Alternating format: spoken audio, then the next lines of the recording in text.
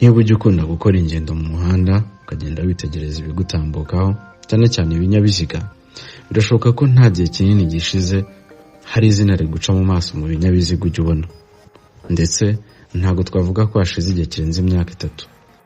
Toyota Prius.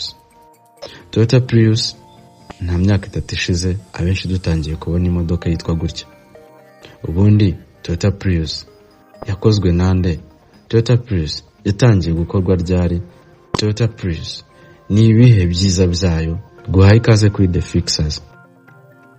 Ubundi ijambo Prius ni ijambo ry'ikilatini bisobanura previous, first cyangwa superior, bikaba bisobanura icyabanje.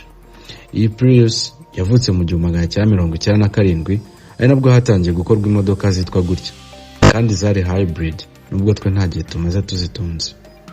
Izi Prius zikaba zifite amoko 3 azwi: ni Prius C, Prius V na Prius Prime.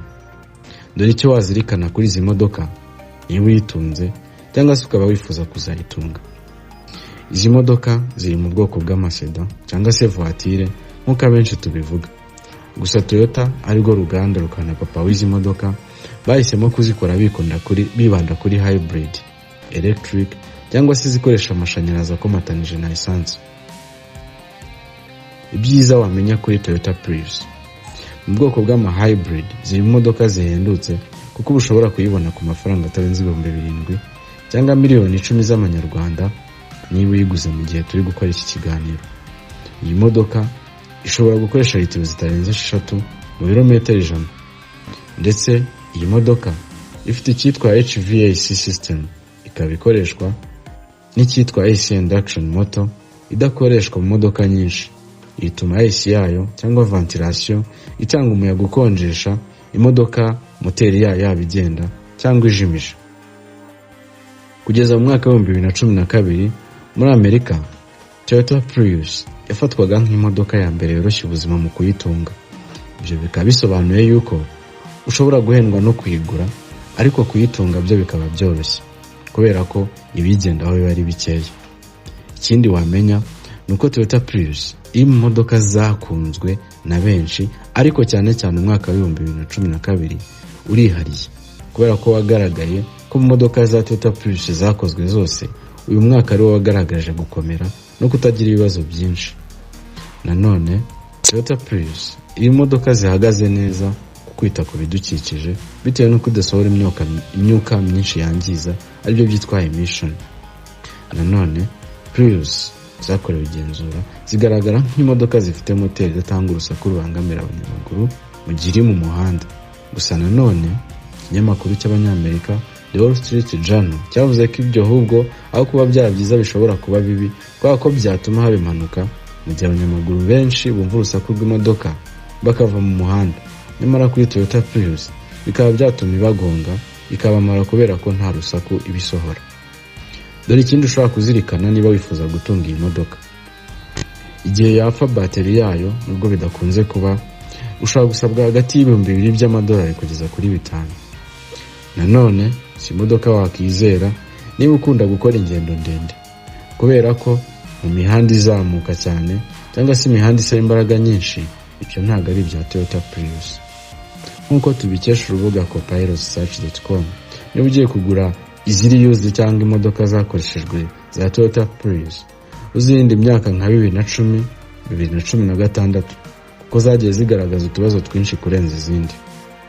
Nanone kwa ko zidasakuza cyane kuyitunga, ugeraho ukumva nta modoka ya essence cyangwa amazutu wakongera gutwara.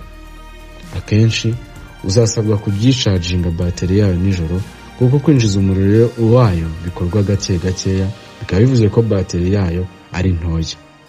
Tukaba twabibutsa ko niba ushaka gutunga iyi modoka ya Toyota Prius, twandikire haba ku mbuga nkoranyambaga zacu tukubwire uko ushobora kuyibona, cyangwa se tukubwire niba tuyifite tuyiguhe. Turi The Fixers. The Fixers, we let it be fixed.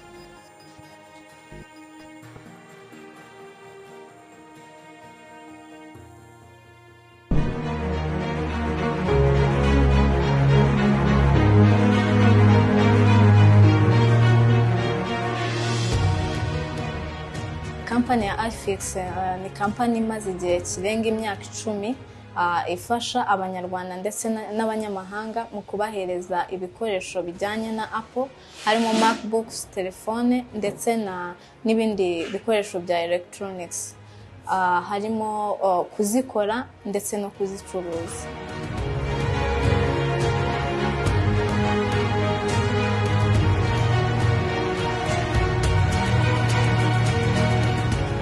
Umwihariko iFix ifite ugereranyije n'izindi kampani zikora nk'ibyo iFix ikora, harimo kuba itanga ibikoresho bifite quality. Ikindi harimo gukora follow up ku bakiriya bacu. Tuvuge niba uje gukoresha MacBook cyangwa telefone, turabigukorera kandi tugakurikirana niba ibyo twakoze bikora neza nta kibazo byagize nyuma yaho. Ikindi iyo tubigucuruje tumakinga sure yuko igikoresho cyawe gikora neza nta kibazo na kimwe gifite kandi tukanakubaza. Ikindi harimo kuba dutanga promotions ku bakiriya bacu buri kwezi. Abadukurikirana ku mbuga nkoranyambaga zacu harimo YouTube, Facebook, Instagram. Amazina dukoresha ni The Fixers. Information zose zinyuraho, mwajya mudukurikirana. Ama promotions byose tubinyuza ku mbuga nkoranyambaga zacu. Ikindi harimo kuba ibikoresho uzanye niba uje gukoresha biba biri safe, kubera ko hari ama forms tuguhereza ukuzuza iyo uzanye ikintu, ni nka agreements tugirana kugira ngo nuza tuzamenye niba ari wowe kuko twahanye icyo gikoresho, nawe ubwawe uri safe yuko igikoresho cyawe uzakibona kandi no mu gihe gikwiriye. Ikindi tutanga na garanti. Niba tugucuruje MacBook iyo ari nshyashya tuguhereza warranty ingana n'igihe cy'imyaka 2. Iyo iri used tukaguhereza warranty ingana n'umwaka umwe.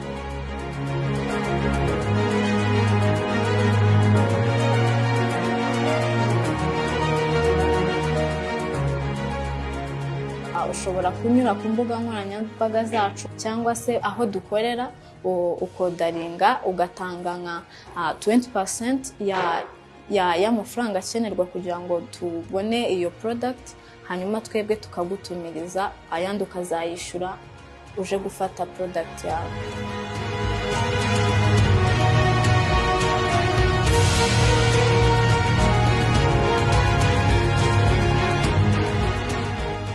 iFix dukorera mu mujyi ahegeranye na Simba ku nyubako ya TCB kuri ground floor ku muryango wa 024. Dukora guhera kuwa mbere kugeza kuwa gatandatu. Ku bijyanye n'amasaha dukora guhera saa 2 za mu gitondo kugeza saa 1 z'umugoroba.